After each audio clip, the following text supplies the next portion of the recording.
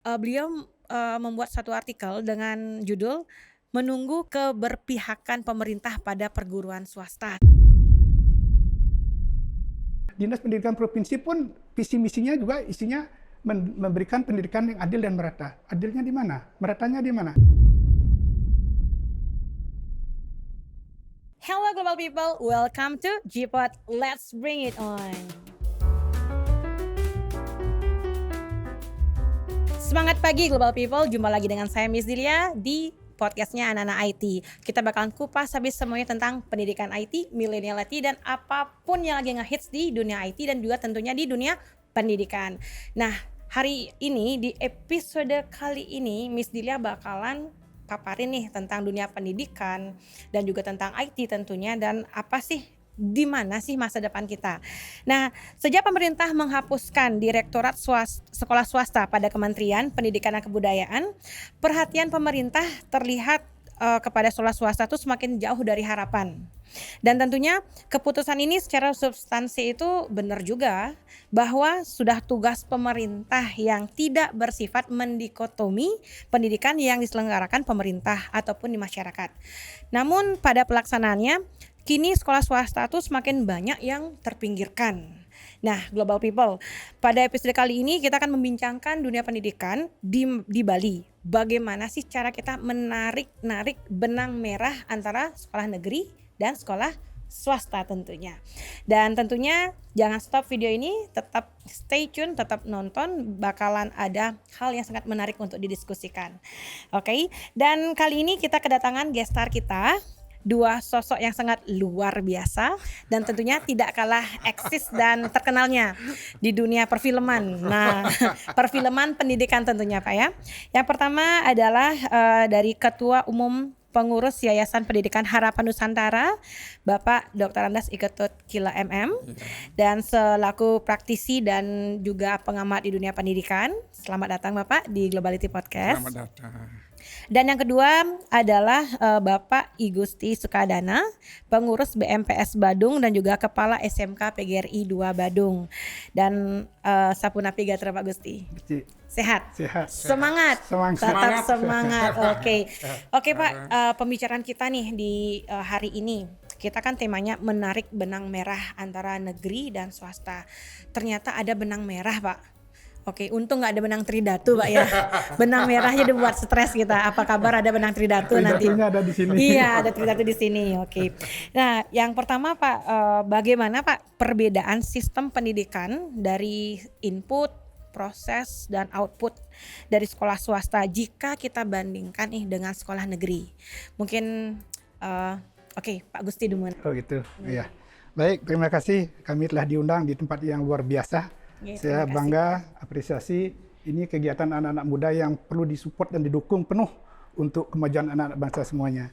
Jadi berbicara masalah sekolah negeri swasta, memang dulu ada yang namanya dirjen sekolah negeri dan swasta, dipisah memang. Direktorat sekolah swasta dan direktorat sekolah negeri ada terpisah.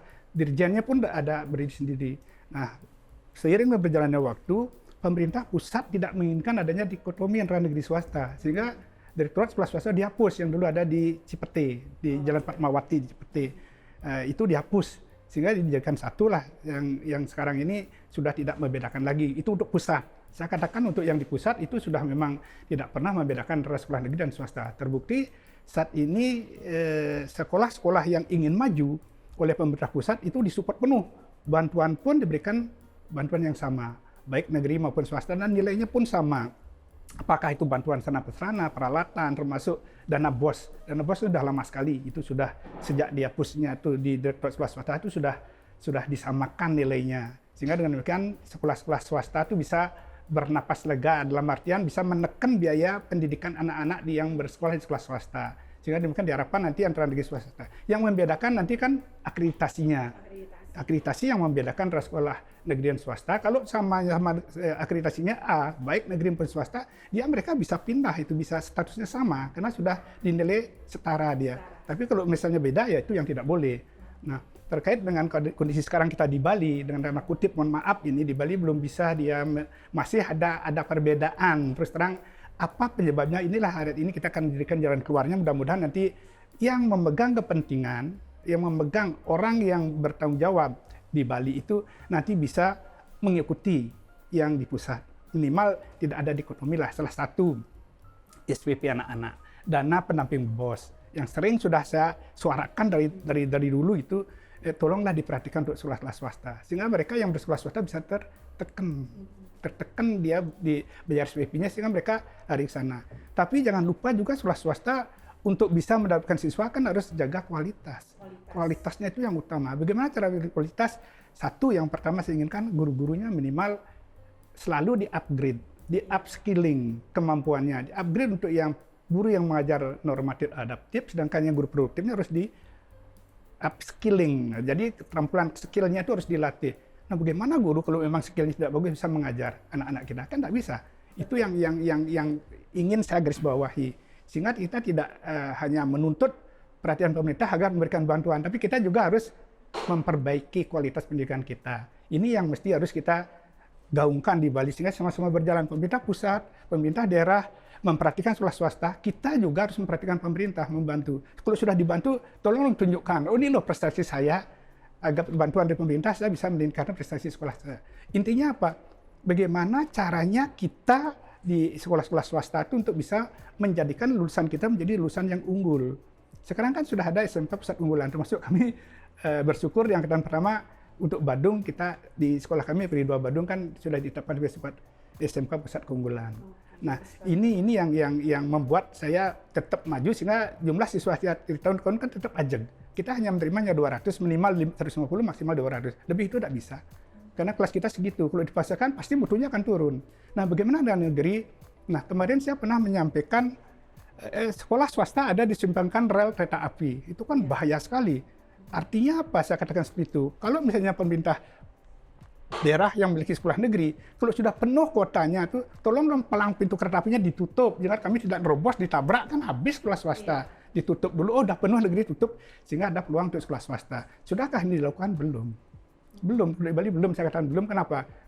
Ternyata beberapa informasi yang saya terima, dan tanda kutip saya tidak sampai melacak ke sekolah-sekolah itu, ada juga sekolah-sekolah yang siswanya perlu lebih dari ketentuan yang ditetapkan oleh pemerintah. Peraturan pemerintah dalam hal ini kan ada Undang-Undang nomor 20 tahun 2003, nomor 20 2003 kan menyatakan per kelas untuk SMK kan hanya 36 maksimal. Kenapa harus lebih? Nah, kalau lebih, mestinya Dapodek akan melarang, dia tidak akan terdaftar di sana atau tidak akan mendapatkan tidak terdaftar untuk bisa mendapatkan ijazah untuk ujiannya. Tapi sekarang kok bisa lolos? Kok masih ada aja? Di mana kesalahannya? Nah, ini yang mesti harus dikikis, pemerintah pusat harus tegas, pemerintah daerah harus tegas, sehingga sekolah negeri dan swasta di Bali bisa berjalan bersama-sama untuk mencetak anak-anak bangsa jadi anak-anak yang unggul. Dengan tujuan dan goal yang sama, Pak ya. Iya, sama, jadi jalannya sama. beriringan, Betul. biar nggak ada kata anak tiri. Habis itu tadi anak tiri tidak ada anak tiri, adanya apa Pak? Istri siri. Seperti ini ke. Tapi kenyataannya kan anak tiri Iya. dia dirikan. Iya, seperti itu kenyataannya ya. Kalau Kalau menurutnya Pak Ketut sepenapi Pak? memang konsepnya idealnya penghapusan direktorat swasta kan bagus sekali ya. Tidak ada dikotomi negeri swasta. Samalah begitu bantuannya, tapi pelaksanaannya khususnya di Bali ini terasa sekali tuh. Swasta termarginalkan, terpinggirkan. Walaupun sudah ada regulasi. Walaupun sudah ada regulasi, tapi pelaksanaannya. Nah, inilah yang seharusnya kalau di bicara tentang pembiayaan dalam pendidikan kan ada pemerintah daerah dan masyarakat. Dalam pembiayaan itu yang ditanggung oleh pemerintah daerah dan masyarakat ini seharusnya bagaimana ya? Harus bersinergi Pak. Ya harus bersinergi dengan baik. Gitu. Iya. Pemerintah, masyarakat juga harus sama-sama. Ya, masyarakat, pemerintah dan pemerintah daerah kan harus bersinergi dengan baik. Oke, ini juga yang ada sedikit perbincangan kita nih. Bukankah sekolah negeri dan sekolah swasta nih tuh mempunyai itu sama kualitasnya Pak dan daya saingnya pun di bagian output siswa juga malahan kadang banyak sekolah swasta yang bisa berkarya dan berkreativitas sama baiknya dengan sekolah negeri. Mengapa masyarakat tuh lebih banyak tuh memilihnya tuh sekolah negeri, karena saya pun dari sekolah swasta ya Pak ya sekarang ini, dan banyak juga anak-anak saya, anak-anak didik saya tuh yang sudah sampai di Jepara, sampai di Iya, lomba-lomba iya. tuh sampai keluar Bali, dan pulang-pulang itu nggak tangan kosong Pak. Juara umum, juara satu tuh sudah biasa. Tapi itu pun plat kita adalah sekolah swasta, dan tentunya akreditasi kami pun juga sudah A. Kenapa juga pelayanan, kan pemerintah juga sebenarnya harus bisa menjadi pelayan masyarakat, dan kami pun sekolah swasta kan harus dilayani juga. Saya pun seorang guru, dilayani juga. Apakah pemerintah mau memberikan pelayanan yang sama rata antara semua ekosistem yang ada di swasta dengan ekosistem yang ada di negeri. Nah, sekarang ini mengapa masyarakat tuh lebih banyak memilih negeri, karena kayak mungkin swasta itu sudah ke stereotype seperti itu Pak. Bagaimana menurut Bapak berdua nih? Kalau menurut saya, jujur saya katakan ya, sebagai masyarakat di tempat yang betul-betul berkecimpung di dunia pendidikan, kampanye yang disampaikan oleh pejabat-pejabat kita dulu, jangan sampai mengatakan bahwa sekolah negeri akan digratiskan. Itu kan kampanye sekolah gratis ini yang membuat masyarakat itu ingin menyekolahkan anak-anaknya ke sekolah gratis. Di mana sekolah gratis? Di negeri. Pasti itu ini. Nah, sekarang kita ingin merubah mindset masyarakat. Mencari sekolah gratis apa mencari sekolah berkualitas? Kan itu yang harus kita tanamkan pada mereka. Rubah mindset mereka. Bagaimana caranya? Seperti saya katakan tadi, buat sekolah kita sebaik, walaupun swasta, baik, buat sebaik mungkin. Sehingga seperti apa yang saya katakan tadi, visi kita menjadikan mereka lulusannya unggul. Nah, kampanye pemerintah tolong hentikan mengatakan bahwa sekolah apabila saya nanti menjabat, pendidikan akan gratis. Buktinya, yang mana gratis? Enggak kan? Pakaian juga bayar kan, kecuali Badung kemarin. Saya akui Badung kemarin kan waktu jam Pak Giri Prasetyo itu kan gratis semua. Tapi sekarang apa mesti gratis? Enggak kan? Enggak, saya lihat enggak gratis itu. Nah, ini yang mesti harus kita rubah mindset masyarakat itu. Carilah sekolah yang berkualitas. Kenapa saya katakan begitu? Biaya pendidikan. Yang gratis kecil CV-nya. Tapi kalau dia tidak bisa apa-apa, dia akan kursus lagi. Keluar uang enggak? Keluar uang. Betul. Kalau misalnya di SMK yang berkualitas, pendidikannya tamat, dia akan dapat 3 jabatan, dia dapat anak-anak kita yang masuk di SMK itu. Satu, dia bisa berwirausaha, BMW-nya, bisa melanjutkan, bisa bekerja. Apa mau dicari lagi? Dengan catatan seperti saya katakan tadi, tolong buat sekolah kita yang swasta itu berkualitas sehingga masyarakat tidak dirugikan. Itu kalau misalnya masih jargonnya katakan pendidikan gratis itu omong kosong, kalau saya katakan itu tidak bagus, itu tidak untuk masyarakat kita sehingga mereka berbondong-bondong. Nah, kalau misalnya tanda kutip ya, oknum-oknum mengatakan ya, jangan dipaksa masuk ke swasta, biarkan ke negeri karena ingin begitu. Nah, inilah yang ingin kita merubah masyarakat agar mereka tidak istilahnya apa namanya ya, terjebak dia dengan kata-kata gratis sehingga melakukan selaksana. Sekarang pengangguran yang terbesar kan lulusannya kan juga bukan dari swasta aja, negeri juga menyumbang pengangguran yang besar juga. Kenapa demikian?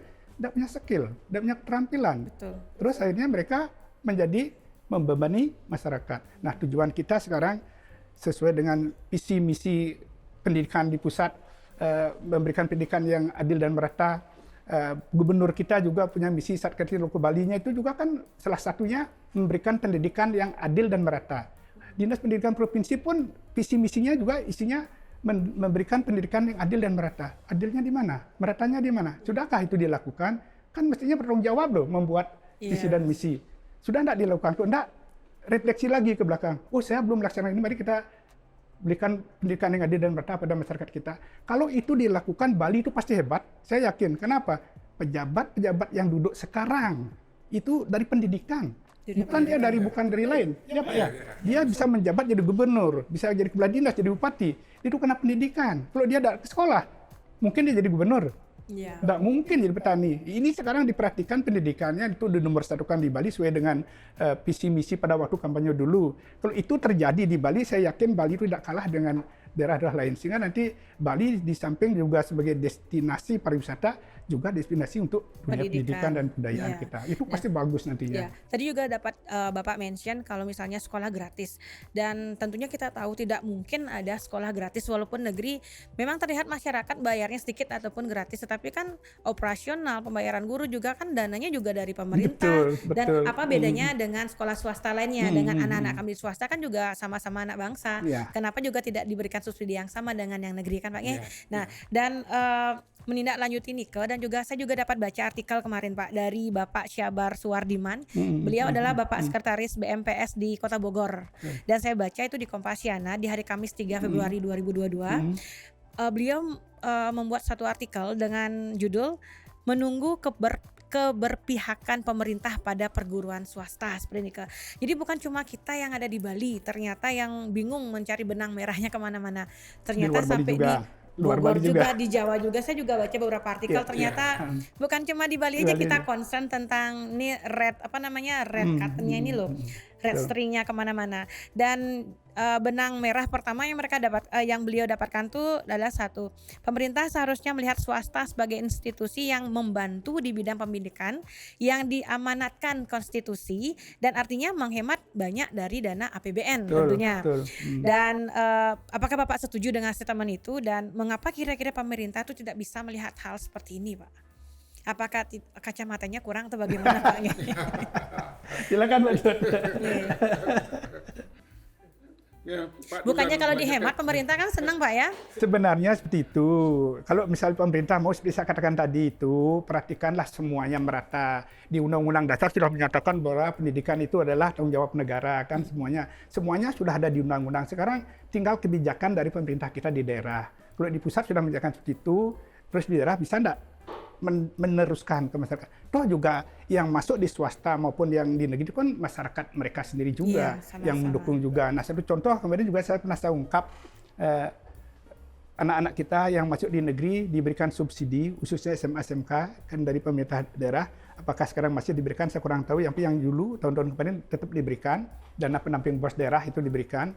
Itu kalau saya tanyakan itu kan sumber dananya itu kan dari pajak kendaraan bermotor.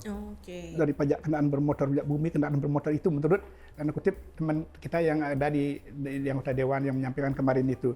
Nah, kalau anak-anak kita yang sekolah di swasta orang tuanya punya anak 2 atau 3, otomatis dia minimal punya 3 atau 2 kendaraan motor. Dia bayar pajak kan?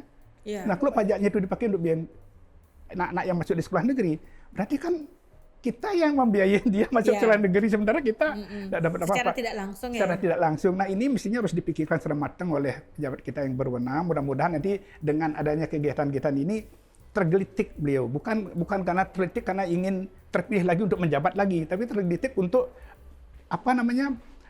mencari bekal nanti untuk ke akhirat nantinya. Oh, saya sudah memuliakan ini, sudah saya melakukan ini perbuatan yang mulia, sehingga nanti ada bekal lah dia dibawa ke akhirat. Nanti jangan sampai nanti di sana, mohon maaf dan kutip, nanti hidupnya tidak kerukaruan, kan tidak bagus juga. Mumpung masih hidup sekarang dan menjabat, punya kewenangan, seperti apa kata ustadz kita yang di Jawa itu, mumpung menjabat saat inilah kita bisa membantu yang miskin, kan itu. Coba itu lakukan, mudah-mudahan dengan itu nanti bapak-bapak hidupnya akan makin tenang dan nyaman. Hidupnya dengan tenang. Oke, sekarang untuk ditambah lagi dengan situasi COVID ini, masyarakat tidak lagi melihat sekolah berkualitas. Yang penting dapat masuk asal gratis. Tapi kan kualitas Pak. Tamatnya nanti kalau nggak dapat pekerjaan, nggak punya skill kan sama aja bobok di rumah gitu. Ya inilah persoalannya. Dampak COVID ini kan luar biasa terhadap ekonomi ya. Jadi masyarakat memang betul-betul berpikir yang penting dapat masuk asal gratis, tidak bayar. Dan memang selama ini kelihatannya itu swasta kan berbiaya mahal. Karena kan ada biaya investasi, biaya operasional. Tapi jangan salah loh Pak, kami mahal ada harga ada kualitas loh. Iya, itu yang benar itu. Jadi ada harga ada kualitas. Jadi kalau kayak invest di sekolah swasta bayar sekian, nanti kalau sudah tamat bisa BMW, melanjutkan berwirausaha juga bisa. Hasilnya mungkin investasinya bisa lebih dari 100% Pak. Tapi kalau bicara swasta itu kan ada 3 kategori ya. Ada yang kelas atas, kelas elit, kelas menengah, kelas bawah. Sebagian besar, mungkin 2/3 dari sekolah yang ada swasta yang ada di Denpasar ini adalah yang berbiaya rendah. Dan inilah yang seharusnya disubsidi oleh pemerintah. Supaya kesejahteraan guru bisa meningkat. Sehingga tidak lari lagi mengikuti program P3K. Ini kan persoalan besar ini P3K ini ya. Tetapi kalau misalnya disubsidi oleh pemerintah, ya katakanlah tiap jamnya dibayar sekian oleh pemerintah, ini akan mengurangi dampak larinya guru yang sudah kita bina selama ini di swasta, sudah menjadi guru baik, profesional, pindah ke negeri. Nah, ini harus dipikirkan juga pemerintah. Kalau pemerintah memang mau membantu swasta, khususnya guru P3K ini harus ditempatkan di Kembali ke sekolah asalnya. Di sekolah di mana. Ya, itu sangat bagus sekali Pak. Ya. Nah, untuk yang terakhir nih yang ingin saya sampaikan nih Pak ya. Jadi kita melihat sistem pendidikan dengan regulasi yang sudah dirancang dengan sangat apik banget, dirancang terus gitu oleh pemerintah. Tapi masih disayangkan pelaksanaannya masih kusut Pak dan tidak diusut gitu. Udah kusut nggak diusut gitu. Bagaimana cara kita semua nih menarik benang merahnya dari praktisi pendidikan, pengamat pendidikan, masyarakat tentunya yang ada di luar sana semuanya.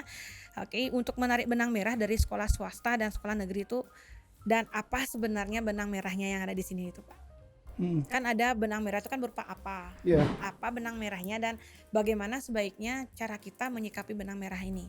Biar juga masyarakat di rumah mungkin tidak tahu ya di dalam itu seperti apa. Mereka cuma tahu jargon di luar sekolah gratis, asal masuk, tamat, selesai gitu mantan. Gitu. Bagaimana sih Pak?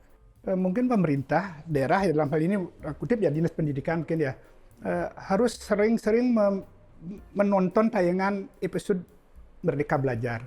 Itu sekarang episode 19 loh. Yang pertama sudah enggak ditonton, yang kedua sudah enggak, yang ketiga sudah enggak, keempat sekarang sudah 19 loh. Apa itu? Peningkatan mutu pendidikan, PMP. Itu sudah jauh sekali. Yang ke-18 apa? SMK Pusat Keunggulan. Terus di bawahnya itu apa? Surah Penggerak. Sudah enggak tuh dibaca itu semua gitu loh yang saya ingin. Kalau itu dibaca semuanya, ikutin kegiatannya, laksanakan terus, saya yakin akan setiap apa yang katakan itu akan terjadi seperti itu. Jadi ini sekarang Dinas Pendidikannya ini mau enggak satu persatu mengikuti kegiatan itu. Ada videonya loh, bisa ditonton, ada YouTube-nya bisa ditonton. Setiap apa mereka. Jangan biarkan seperti kami di sekolah itu kita mati-matian membuat bagaimana anak-anak kita itu jangan sampai. Bayangkan kemarin 2 tahun mereka tidak belajar, 2 tahun lebih ya, 2 tahun lebih tidak belajar. Tahu-tahu masuk ujian, apa yang dijawab oleh dia? Jujur saya katakan di sekolah satu setelah dia cek murni hasilnya adalah 1-2. Mau diapakan nilainya? Tes ulang lagi 1-2. Cek di sekolah lain sama. Di daerah lain, di luar daerah Bali sama. Kenapa? Tak pernah belajar, pernah buku hanya megang HP aja dia. Gimana dia bisa belajar? Akhirnya apa? Kita adakanlah pembekalan lagi selama 2 minggu, 1 bulan lagi diajarin lagi. Apakah dengan 2 minggu atau lagi 1 bulan dia bisa menjawab itu? Enggak bisa. Karena otaknya dia sudah terpampang dengan HP itu. 2 tahun ya? Iya, 2 tahun. Bayangkan itu. Kelas 1, kelas 2 naik ke kelas 3. Kelas 3 tamat. Tahu apa dia?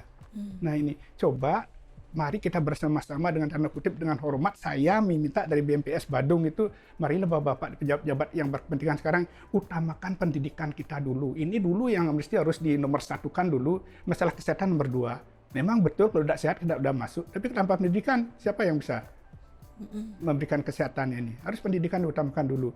Saya minta pada pejabat baik yang ada di kabupaten, kecamatan maupun provinsi, pusat jangan diragukan lagi karena sudah kelihatan sekali bantuan sudah tidak ragu-ragu lagi pada sekolah-sekolah swasta dan sama.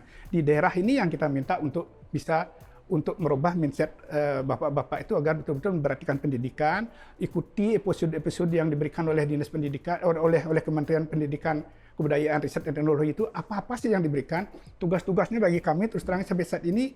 Tadi aja saya belum selesai Zoom dengan mereka, saya harus ke sini lagi. Besok lagi jam 8 Zoom lagi masalah ini. Untuk apa? Karena mereka tidak bisa memberikan secara luring, harus dengan daring. Ini yang harus kita siapkan di sekolah. Karena di tahun ajaran baru kurikulum Merdeka harus terlaksana di sekolah-sekolah. Sudah tidak siap Dinas Pendidikannya, itu tanda kutip bagi saya. Kalau Dinas Pendidikan tidak siap, terus bagaimana dia memberikan pengarahan pada sekolah-sekolah. Nah ini yang harus dipikirkan. Nah kalau misalnya politik, saya tidak tahu kalau misalkan akan kampanye menggolkan si A si B, saya tidak tahu. Saya berpikir bagaimana pendidikan kita dinomorsatukan dulu di Bali. Mari kita berjuang, saya siap kok untuk itu. Sehingga anak kita setelah tamat, sesuai dengan visi beliau, Pak Gubernur, Pak Bupati, sekolah kita Dinas Pendidikan memberikan pendidikan yang merata dan adil itu bisa terlaksana di Bali ini. Dan juga merdeka belajar Pak ya. Betul. Merdeka di segala aspek. Betul. Ya, karena betul, sekarang ada ada juga program kita Merdeka Belajar. Tapi saya merasanya merdeka saya di mana ya? Seperti itu.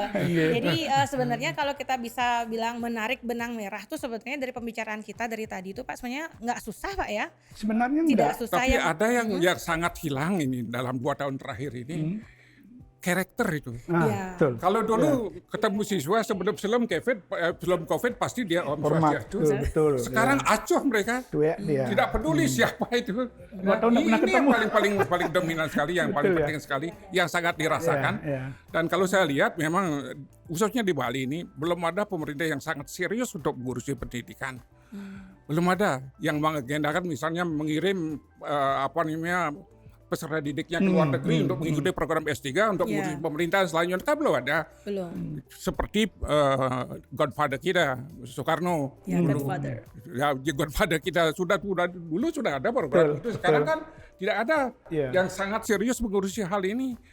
Jadi Badung yang punya demikian APBD-nya besar sekali, tidak juga serius untuk mengurus ini. Oke, mungkin semoga kedepannya itu bisa ditindaklanjuti dan dianggap serius masalah ini, dan juga semoga bapak-bapak yang ada di luar sana mendengarkan podcast kita, seruan kita di perbincangan ini, dan juga tentunya masyarakat Global People semuanya bisa melihat dan juga bisa memilih sekarang untuk kedepannya.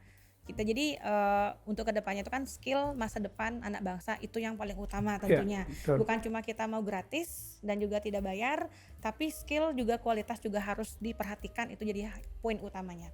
Jadi itu saja pembicaraan kita di pagi hari ini Pak, dan sangat bermanfaat, dan wow, saya dapat belajar banyak dan banyak ilmu yang saya dapatkan. Jadi ternyata di belantara pendidikan kita di Bali tuh ternyata masih ada ya ada harimaunya, ada singanya, ekosistemnya juga ternyata belum terjaga dengan baik seperti itu.